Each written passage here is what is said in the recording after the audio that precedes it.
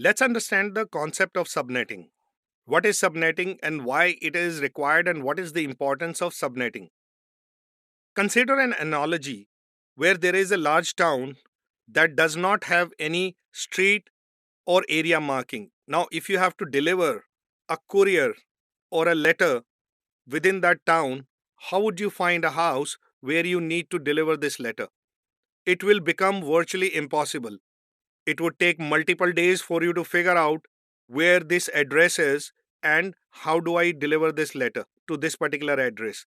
So, therefore, consider a large network in the same analogy.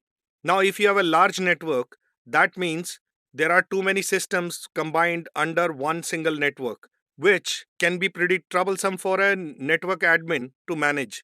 So, here subnetting comes into the picture. So, what is subnetting? You will split a large network into smaller segments, which are known as subnets. Now, the best part is, even though network is split into smaller segments known as subnets, they can be interconnected.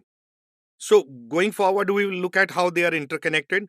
Now, the best part is, if there is a traffic broadcast that is happening within the network, so when you split the network, you divide it into multiple smaller but more manageable segments. Why they are more manageable? This is because each segment within the network maintains a routing table.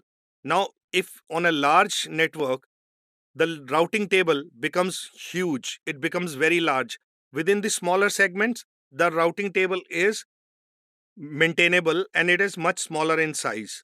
So, going forward, then if you have a smaller segments within a network, you are able to isolate the traffic within the segments, which means if there is a segment A and segment B, if the traffic originates from segment A or subnet A, then the traffic is limited within that particular segment.